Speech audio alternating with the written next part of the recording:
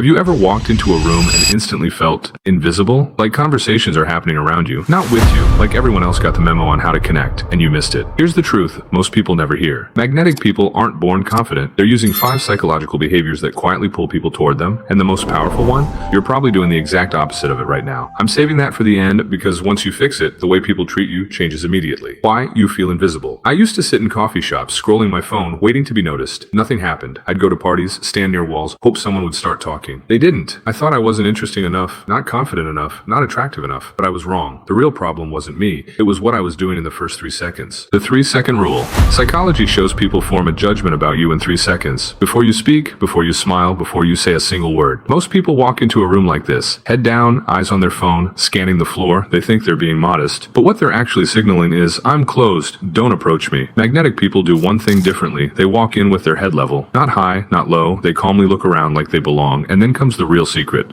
Eye contact, 1 second, a soft smile or small nod, that's it. That tiny moment tells the other person, I see you, you're safe to approach. I tested this in a bookstore. Instead of hiding behind shelves, I looked up, made brief eye contact, smiled. 10 minutes later, someone asked about the book I was holding. That had never happened before. I didn't become more interesting. I just stopped making myself invisible. The body language mistake. Even if your entrance is perfect, your body can undo everything. I learned this at a workshop. I stood how I always did, hands in pockets, shoulders slightly forward, weight on one leg. The instructor asked the group what they thought of me. Closed off, nervous, doesn't want to be bothered. That wasn't how I felt, but my body was telling a different story. He made one change. Hands visible, chest slightly open, shoulders relaxed. Not stiff, same person, different signal. Your body speaks before your mouth ever does. Closed posture says stay away. Open posture says you're welcome here. After that, people started sitting next to me, including me in conversations, approaching me first, not because I talked more, but because my body stopped pushing them away. The curiosity effect. Now here's where most people get it wrong. They think being magnetic means being funny, or clever, or having great stories. Wrong. The most magnetic trait is genuine curiosity. Most people wait for their turn to talk. Magnetic people listen to understand. Instead of, what do you do? They ask, what brought you here? Instead of responding with their own story, they ask, what's the hardest part about that? When you do this, something changes. People feel seen, valued, interesting, and humans are drawn to anyone who makes them feel that way. They won't remember your jokes. They'll remember how you made them feel. The power of silence. This one shocked me. I thought silence was awkward, something to fix. But magnetic people don't rush to fill space. They're comfortable being quiet. They don't perform. They don't over-explain. They just exist calmly.